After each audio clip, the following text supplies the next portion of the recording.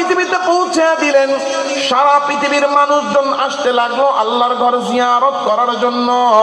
মানুষ যখন আল্লাহর ঘর জিয়ারতে আসতেছে, এখন এই জায়গায় মানুষের আনাগোনা বাড়তেছে।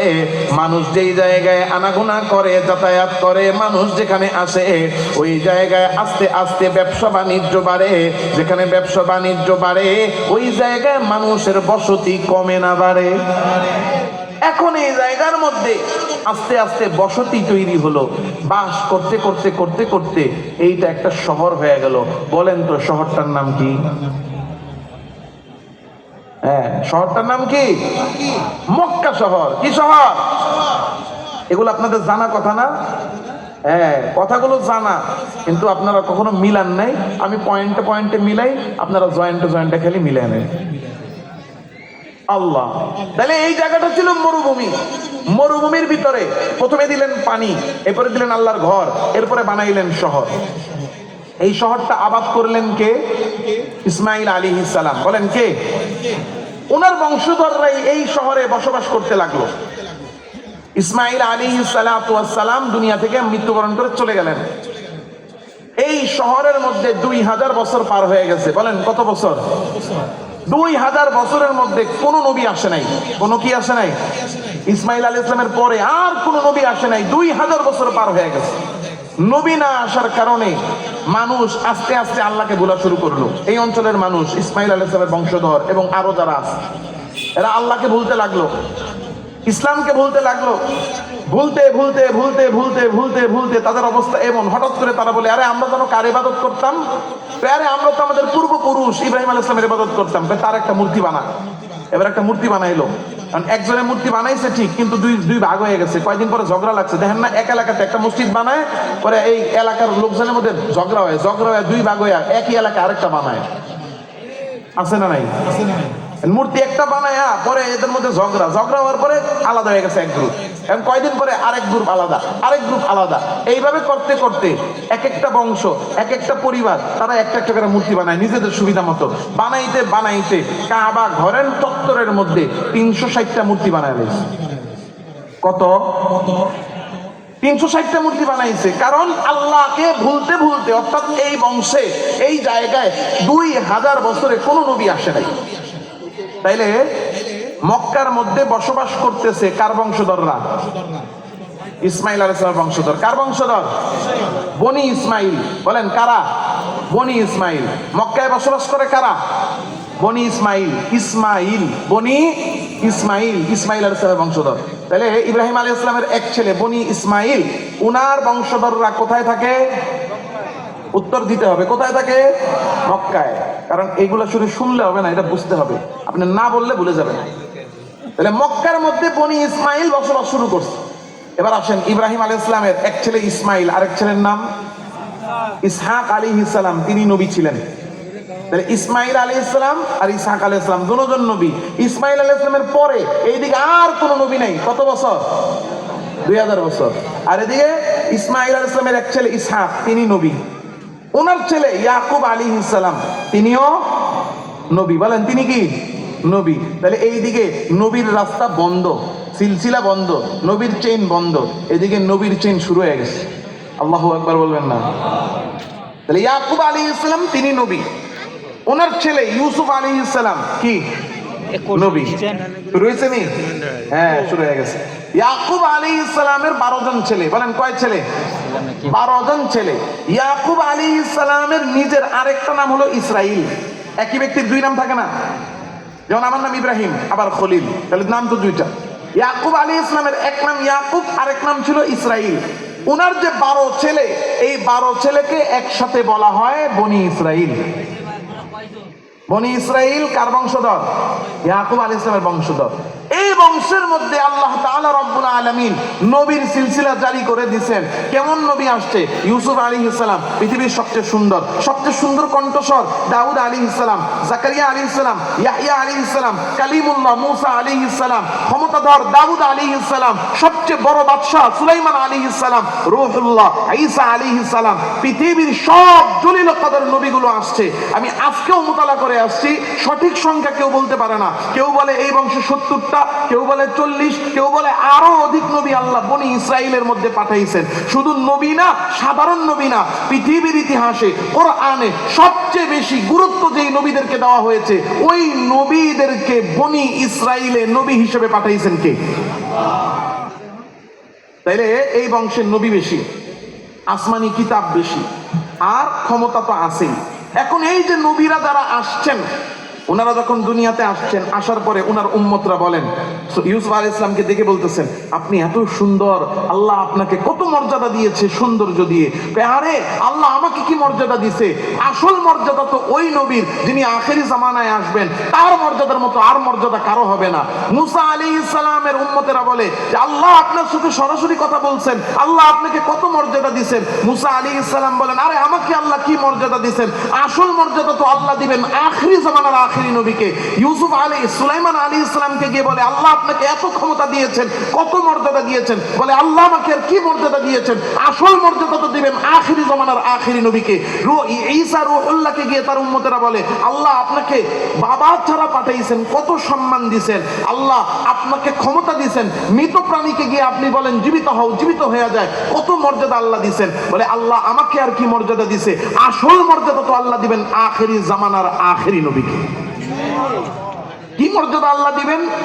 এবার তারা তাওরাতে পড়ে, জাবুরে পড়ে, ইনজিলে পড়ে, কি পড়ে? যে আখেরি জামানার আখেরি যে নবী আসবেন, তিনি এমন মর্যাদাপূর্ণ নবী হবেন, যিনি শুধু নবী হবেন না, সমস্ত নবীদের ইমাম হবেন।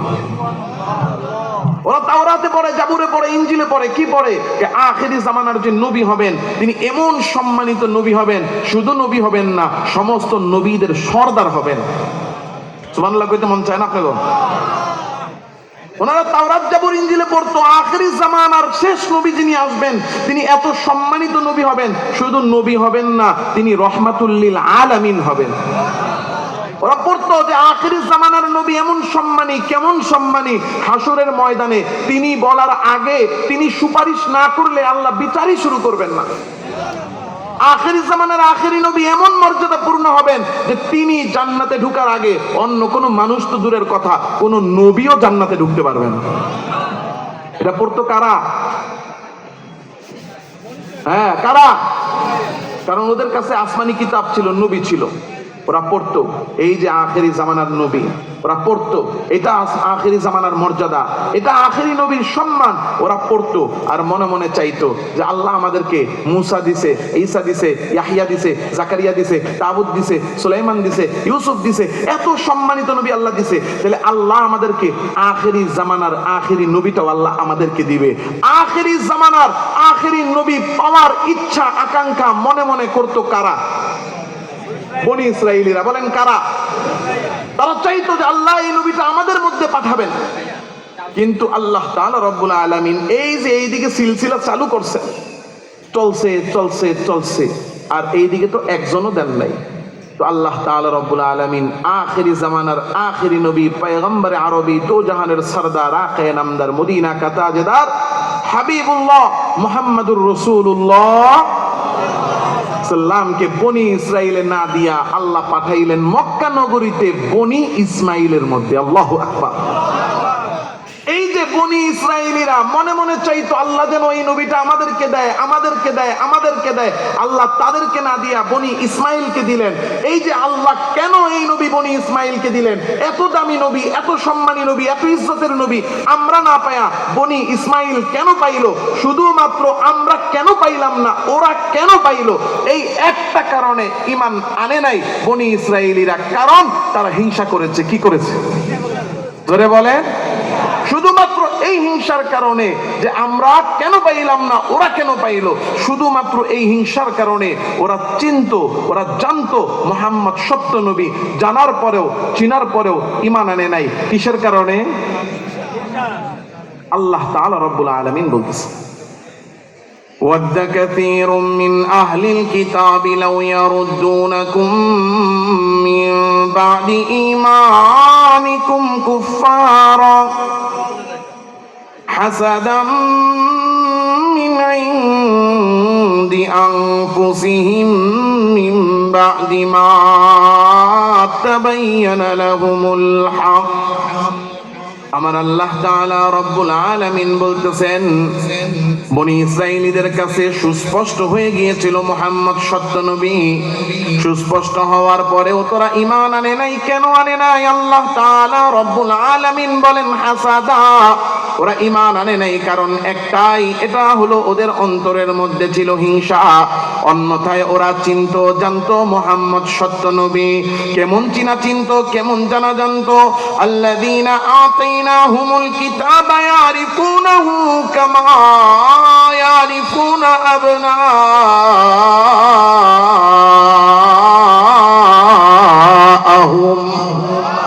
আল্লাহ বলেন, বাবা তার সন্তানকে যেমন চিনে।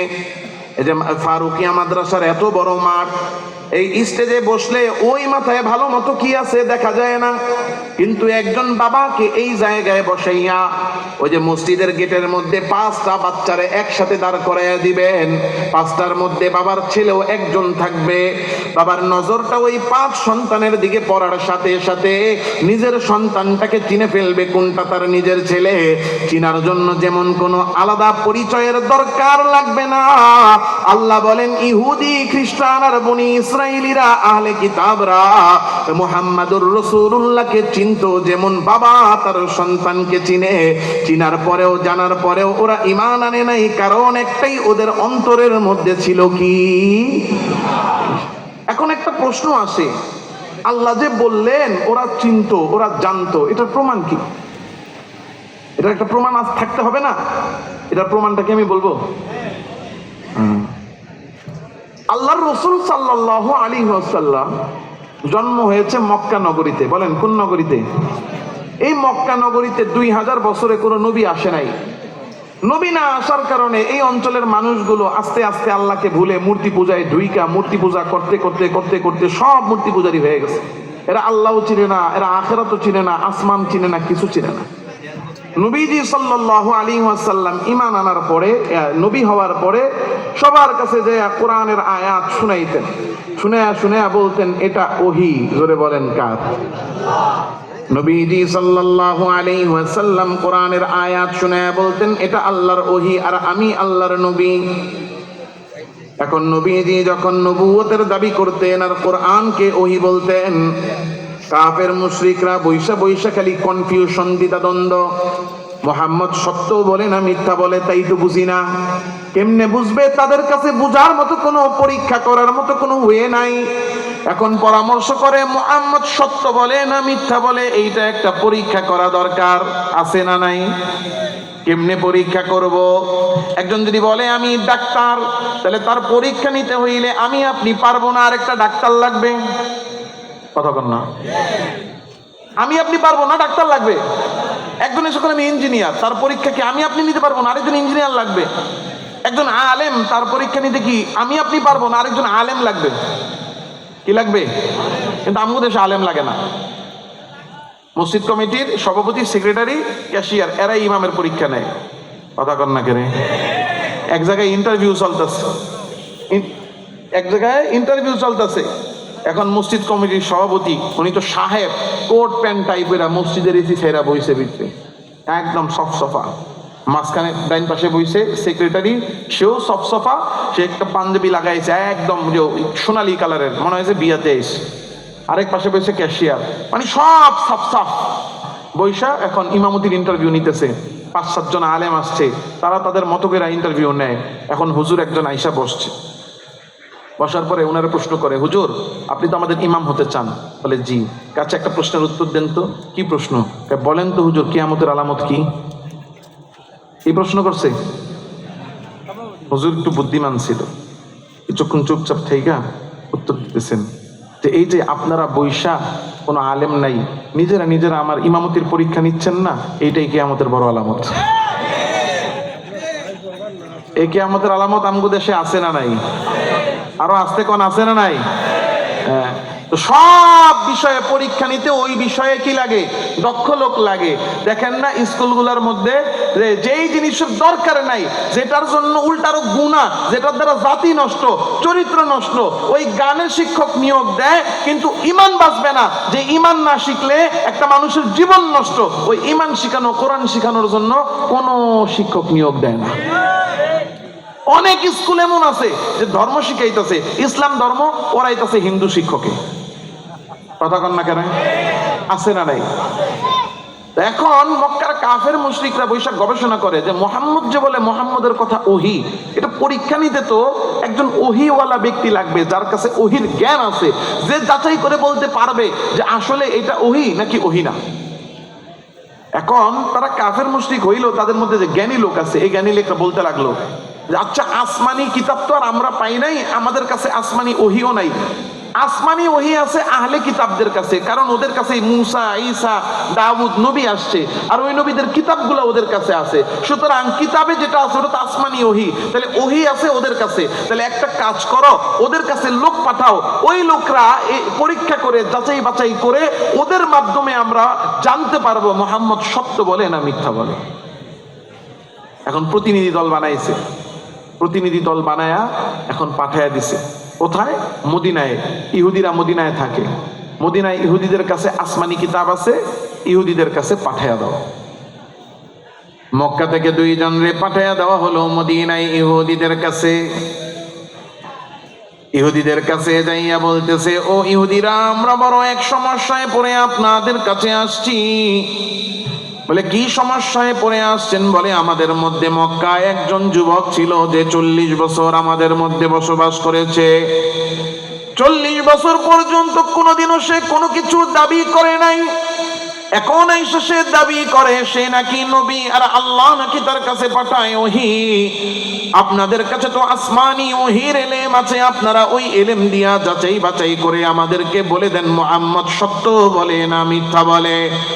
ইহুদিরা প্রশ্ন করে, যার ব্যাপারে বলতেছো তার নাম কি? বলে তার নাম হলো মুহাম্মদ। বলে সে দেখতে কেমন? দেখতে এমন। বলে তার চরিত্র কেমন? চরিত্র আমাদের মধ্যে সবচেয়ে উত্তম। বলে বংশ কেমন? আমাদের মধ্যে নেতার বংশ। সব শুনে ইহুদিরা বলে, আমি তোমাদেরকে 3টা প্রশ্ন শিখাইয়া দিব, এই 3টা প্রশ্ন যাইয়া মুহাম্মদকে করবা। মুহাম্মদ যদি এই 3 প্রশ্নের জবাব তোমাদেরকে দিতে পারে তাইলে বুঝে নিবা মুহাম্মদ সত্য নবী, আর যদি মুহাম্মদ প্রশ্নের উত্তর দিতে না পারে তাইলে বুঝে নিবা মুহাম্মদ মিথ্যাবাদী। মক্কার কাফের মুশরিকরা আনন্দ চিত্তে মদিনা থেকে 3টা প্রশ্ন নিয়ে মক্কায় চলে আসছে। মক্কার সমস্ত কাফের মুশরিকদের সর্দার সহ নবীজি সাল্লাল্লাহু আলাইহি ওয়াসাল্লামের দরবারে যায় হাজির। নবীজি প্রশ্ন করেন, ও মক্কার লোকেরা, তোমরা সবাই আমার দরবারে কেন আসছো? বলে আজিবিনা ইয়া মুহাম্মাদান সালাত লা ইয়ালামুহুন্না ইল্লা নবী।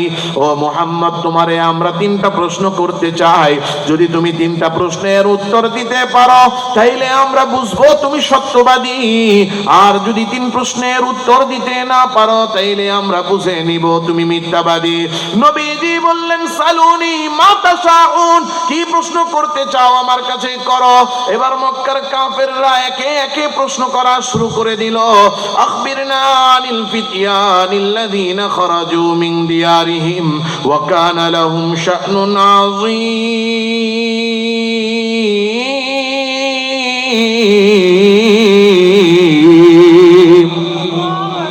বলতে লাগলো, মুহাম্মদ, কয়েকজন যুবক আছে, যেই যুবকরা নিজেদের বাড়ি থেকে বের হয়ে গেছে। বাড়ি থেকে বের হওয়ার পরে তাদের সাথে বড় আশ্চর্যজনক এক ঘটনা ঘটেছে। ও মুহাম্মদ, ওই যুবকদের ঘটনা কি ছিল আমরা তোমার কাছে জানতে চাই, তুমি আমাদেরকে সেই ঘটনাটা বলো। নবীজি বললেন, 1 নাম্বার প্রশ্ন পেয়েছি, পরের দিকে যাও। বলে আখবিরনা আন রাজুলিন সাফারা মিনাল মাশরিকি ইলাল মাগরিব। ও মুহাম্মদ, আমাদের দ্বিতীয় প্রশ্ন হলো, এমন একজন ব্যক্তি আছে যিনি পূর্ব থেকে পশ্চিম সারা পৃথিবী সফর করেছে। কে ছিল সেই ব্যক্তি? ওয়া মা হুয়া শা'নুহু, তার কি ঘটনা সেইটা আমাদেরকে বলো। নবীজি বললেন, 2 নাম্বার প্রশ্ন পেয়ে গেছি, 3 নাম্বার প্রশ্ন কি তুমি করো। বলে আখবিরনা মা হুয়ার রূহ। ও মুহাম্মদ, আমাদেরকে বলো রূহ জিনিসটা কি। 3টা প্রশ্ন নবীজির কাছে মক্কার মুশরিকরা রাখলেন। নবীজি সাল্লাল্লাহু আলাইহি ওয়াসাল্লাম বললেন, আরে এই প্রশ্নের উত্তর তো আমি নিজের থেকে দিব না, এই প্রশ্ন তোমাদেরকে দিব, এর আগে আমি নিব। জোরে বলেন কার কাছ থেকে? উজিবুকুম গাদা, তোমাদের প্রশ্নের জবাব আগামীকাল দিব। কবে দিব? নবীজি বললেন তোমাদের প্রশ্নের জবাব আগামীকাল দিব। কি বলছেন? জবাব আগামীকাল দিব। বলেন আগামীকাল জবাব দিব। নবীজি কি বলছেন? আগামীকাল জবাব দিব। কয় না নবীজি কি বলছেন? আগামীকাল জবাব দিব। এটার আগেও কিছু বাড়াইবেন না, পরেও কিছু লাগাইবেন না, ভিতরেও কিছু ঢুকাইবেন না। এই 3 শব্দ। বলেন কয় শব্দ? আগামীকাল জবাব দিব। মনে থাকবে তো এই 3টা শব্দ? নবীজি সাল্লাল্লাহু আলাইহি ওয়াসাল্লাম বললেন আগামীকাল জবাব দিব। কাফের মুশরিকরা বলছে ঠিক আছে, তুমি একদিন সময় চেয়েছো, আমরা কালকে আসবো। পরের দিন সব দল বাইদা আসছে, আয়েশা বলে আজিবিনা ইয়া মুহাম্মদ, হে মুহাম্মদ আজকে প্রশ্নের জবাব দেওয়ার দিন, জবাব দাও।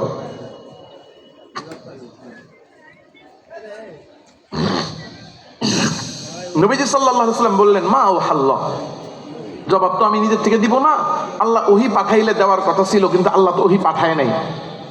মিয়া তুমি একদিন সময় নিলা, কিন্তু তুমি আজকে কও ওহী পাঠায় নাই, আচ্ছা যাও আরেকদিন সময় দিলাম। পরের দিন এসে বলে আজিবিনা ইয়া মুহাম্মদ, মুহাম্মদ প্রশ্নের জবাব দাও। নবী সাল্লাল্লাহু আলাইহি ওয়াসাল্লাম পরের দিন বলতেছেন মা আওহাল্লাহ, জবাব তো দিতাম, কিন্তু আল্লাহ তো আমাকে ওহী পাঠায় নাই। মিয়া 2 দিন হয়ে গেছে তাও জবাব দাও না, আচ্ছা যাও 3 দিন। পরের দিন আসছে আবার, আয়েশা বলে আজিবিনা ইয়া মুহাম্মদ, মুহাম্মদ প্রশ্নের জবাব দাও। নবীজি সাল্লাল্লাহু আলাইহি ওয়াসাল্লাম বলতেছেন লাম্মা আওহাল্লাহ, আরে জবাব যে দিব, আল্লাহ তো আমার কাছে এখনো ওহী পাঠায় নাই। এবার হয়েছে নি কাম? এখন আর কয় না মুহাম্মদ জবাব দাও, এখন টিটকারি মারে। কি কয় টিটকারি মারে? নবীজি সাল্লাল্লাহু আলাইহি ওয়াসাল্লামকে কি বলে টিটকারি মারে? এখন টিটকারি মারে কি, ও তোমার আগামীকাল আসে না? কি বলে? তোমার আগামীকাল কবে হবে? এইভাবে 3 দিন 5 দিন 7 দিন 10 দিন 15 দিন। বলেন কয় দিন? 15 দিন পর্যন্ত ওহী নাজিল হয় না। 15 দিন পরে আল্লাহ তাআলা রব্বুল আলামিন ওহী নাজিল করে 3 প্রশ্নের জবাব দিলেন, নাজিল করলেন কোরআনে কারীমের 18 নম্বর সূরা, সূরাতুল কাহফ। আল্লাহ তাআলা রব্বুল আলামিন বলতেছেন আম হাসিবতা আন্না আসহাবাল কাহফি ওয়ার রাকিম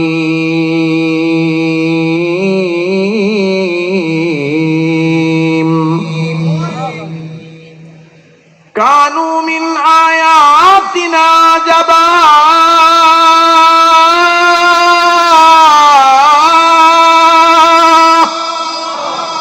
আল্লাহ তাআলা বলেন ও নবী ওরা আপনার কাছে জানতে চেয়েছে কয়েকজন যুবকের ব্যাপারে। ওই যুবকরা হলো আসহাবে কাহফ, গুহাবাসী যুবক। ওই যুবকদের ঘটনাটা আসলেই বড় আশ্চর্যজনক। আল্লাহ তাআলা বলেন নাহনু নাকুসু আলাইকা নাবাআহুম বিল হক, নবী আসেন। ওরা যেহেতু জানতে চেয়েছে আমি আপনাকে ওই ঘটনা একটু শোনায়া দেই। ইন্নাহুম ফিতিয়াতুন আমানু বিরাব্বিহিম ওয়া জিদনাহুম হুদা, ওরা যাদের ব্যাপারে জানতে চেয়েছে এরা হলো কয়েকজন যুবক। কয়জন যুবক? মুফাসসিরিনে কেরাম লিখেছেন এরা ছিল 7 জন যুবক। বলেন কয়জন? 7 জন যুবক এমন একটা দেশে বসবাস করত যেই দেশের বাদশা ছিল জালেম এবং মূর্তি পূজারী। ওই বাদশা নিজেও মূর্তি পূজা করত, জনগণরেও মূর্তি পূজা করতে বাধ্য করত।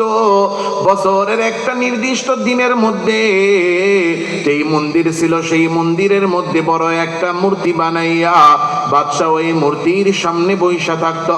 জনগণ একদিক দিয়া ডুইকা ওই মূর্তিরে পূজা কইরা অন্য দিক দিয়া বের হইয়া যাইত। এইভাবে সমস্ত জনগণরে সে মূর্তি পূজা করতে বাধ্য করত। জনগণ মূর্তি পূজারী, বাদশাহ জালেম মূর্তি পূজারী। ওই মূর্তি পূজারীদের দেশের মধ্যে 7টা যুবকের অন্তরের মধ্যে ঈমানের নূর প্রবেশ করাইয়া দিলেন কে? 7 জন যুবকরে ঈমানের নূর প্রবেশ করাইয়া আমার আল্লাহ তাআলা বিভিন্ন জায়গা থেকে তাদেরকে একত্রিত করে দিলেন। ওয়ারাবাতনা আলা কুলুবিহিম ইয কামু ফাকালু রাব্বুনা রাব্বু রাব্বুস সামাওয়াতি ওয়াল আরদ। 7 যুবক ঘোষণা দিয়া দিল, আমরা এই মূর্তির পূজা করব না, কারণ এই মূর্তি আমাদেরকে বানাই নাই, মূর্তি কাউরে বানাইতে পারে না।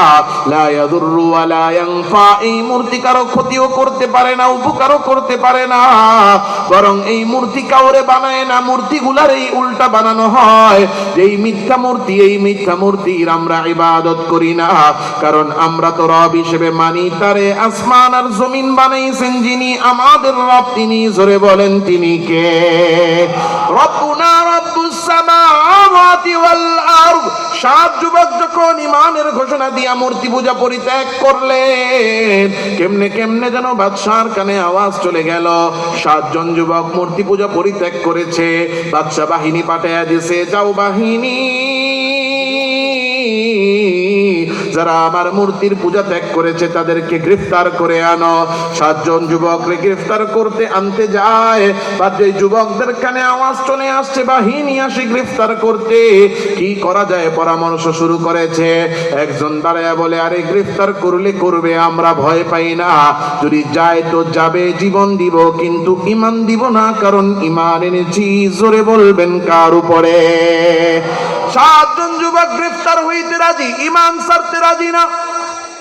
একজন দাঁড়ায় বলতেছে, ও আমার ভাইয়েরা, আমরা তো আল্লাহর উপর ঈমান এনেছি, ঈমান আনা যেমন আমাদের দায়িত্ব, ঈমান বাঁচানো আমাদের দায়িত্ব। হয়তো বা এমন হতে পারে আমরা যদি বাদশার কাছে গ্রেফতার হই, এমন নির্যাতন আমাদেরকে করবে যে হয়তো আমাদের মধ্য হতে কেউ 1 জন বা 2 জন ঈমান ছেড়েও দিতে পারে। যদি একজনও ঈমান ছেড়ে দেয়, আমরা ক্ষতিগ্রস্ত হয়ে যাব। এই জন্য গ্রেফতার হওয়া যাবে না, ঈমান বাঁচাতেই হবে। ঈমান বাঁচানোর জন্য করা লাগে যা, আমরা করতে রাজি আছি। তা কি করব? বলে, আসো আমরা দেশ ছেড়ে চলে যাই। 7 যুবক ঈমান বাঁচানোর জন্য দেশ ছেড়ে যাওয়ার সিদ্ধান্ত নিয়ে নিল। 7 জন যুবক দেশ ছেড়ে বের হয়ে গেছে। এই খবর বাদশার বাহিনীর কানে আওয়াজ পৌঁছে গেছে। বাদশার বাহিনী তাদের পিছনে পিছনে ধাওয়া করে। 7 জন যুবক সামনে যায়, পিছন দিয়া বাহিনী আসে, ধাওয়া করে। যুবকরা কিছু দূর পথ চলার পরে ক্লান্ত হয়ে গেছে, লুকানো দরকার, বিশ্রামও দরকার, কিন্তু কোথায় লুকাবে? হঠাৎ করে দেখে সামনে একটা পাহাড়, আর পাহাড়ের গুহা। 7 জন যুবক এই গুহাটা দেখতে পেরে গুহার মধ্যে প্রবেশ করলো। ইয আওয়াল ফিতিয়াতু ইলাল কাহফি ফাকালু রব্বানা আতিনা মিন লাদুনকা রাহমা। 7 যুবক গুহার মধ্যে প্রবেশ কইরা আমার আল্লাহর কাছে হাত তুইরা আল্লাহকে ডাক দিয়া বলতে লাগলো, আল্লাহ,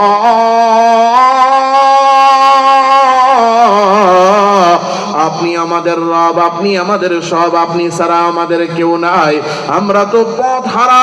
আপনি আমাদেরকে হেদায়েত দিয়ে ঈমান নসিব করেছেন, ওই ঈমান বাঁচানোর জন্য আমরা দেশ ত্যাগ করে এই গুহার মধ্যে প্রবেশ করেছি।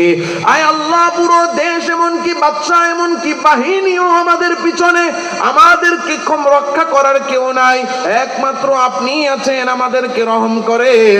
আর এই গুহার মধ্যে ঢুকছি, জানি না ঠিক করছি না ভুল করছি, হাইলানা মিন আমরিনা রাশাদা, আপনি আমাদের জন্য উত্তম পথের ব্যবস্থা করে দেন, এই বিপদ থেকে আপনি আমাদেরকে হেফাজত করে আমাদের ঈমান বাঁচানোর ব্যবস্থা করে দেন।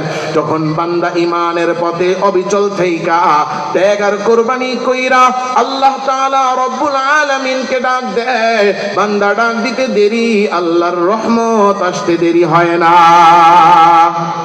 আল্লাহ তাআলা রব্বুল আলামিন বলেন, আমি আমার রহমতের দরজাগুলো তোমাদের জন্য খুলে দিলাম। কেমন রহমত আল্লাহ নাজিল করলেন তাদের উপরে।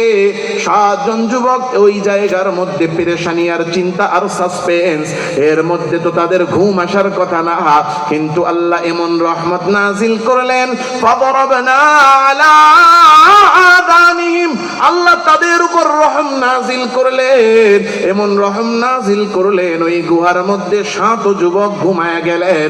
কি ঘুম দিলেন যে একটা ঘুমের মধ্যে ফিল কাহফি সিনিনা আদাদা, ওই এক ঘুমে এক সকাল এক বিকাল এক রাত, একদিন 2 দিন 5 দিন, এক সপ্তাহ না, 1 মাস 2 মাস 1 বছর না, বরং এক ঘুমে কয়েক বছর চলে গেছে। কয় বছর গিয়েছে আল্লাহ বলেন, ফালা তামিয়াতিন সিনিনা ওয়াজদাদু তিসআ, এমন এক ঘুম দিয়েছে যেই এক ঘুমে 309 বছর পার হয়ে গেছে। ইমানের পথে যদি কোরবানি করে আল্লাহর রহমত, আল্লাহর সাহায্য আছে না নাই? ইমানের জন্য ইমানের পথে জান মাল যা লাগে দিতে হবে। রাজি আছি না নাই? রাজি আছি? কে কে আছেন হাত তুলেন তো। লিল্লাহি তাকবীর। এই যে একটা আওয়াজ দিতে রাজি নাই, জোরে কর না লিল্লাহি তাকবীর। যদি ইমানের পথে ইসলামের জন্য কোরআনের জন্য যদি জান লাগে জান দিব। রাজি আছি? কে কে রাজি আছেন হাত তুলেন লিল্লাহি তাকবীর।